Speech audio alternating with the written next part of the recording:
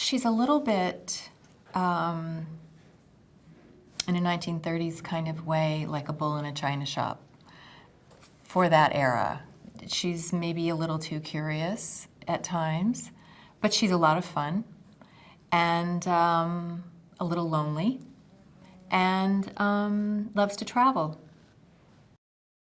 I don't really know how he did it, but he would, at the end of a take, once he found his way back to me because he had 10 other actors to stop and give notes to on the way, it was as if he was replaying every moment. Like, I don't know if he has this kind of photographic memory or something. I don't honestly know, but I would watch him and it was as if he was replaying our scene, and he would go through it moment by moment, and he would pick out his notes to me, and then he'd be off.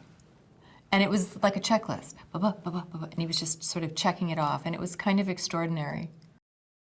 You know, in all whodunits, there's a murder, and there's always a murder involved, and then it's always who did it. They are timeless, and I think whether it's a novel or whether it's a film, people love being challenged. They like trying to figure something out. They want to be the first person to figure it out.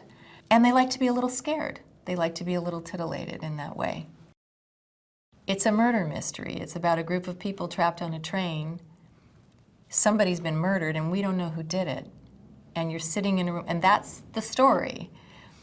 But he opened it up and he just made it feel very big, and it's beautiful, and it's romantic, and it's rich.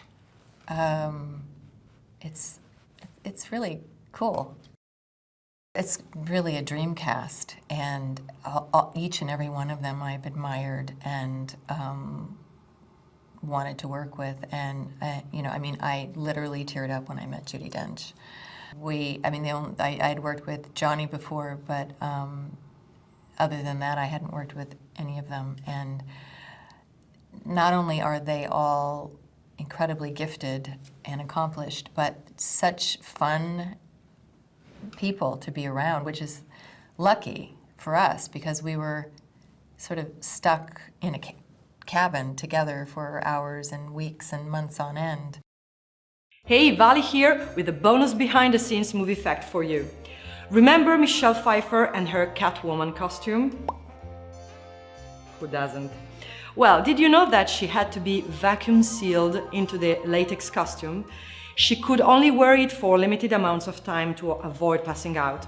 The costume was also so tight that she could barely hear how her own voice sounded and had to be instructed from director Tim Burton when she was speaking too loudly.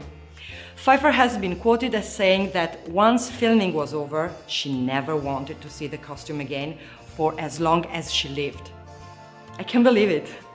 Did you like Michelle Pfeiffer's Catwoman role in Batman Returns? Let me know below. And remember, we publish new videos every day, so be sure to subscribe for more great content.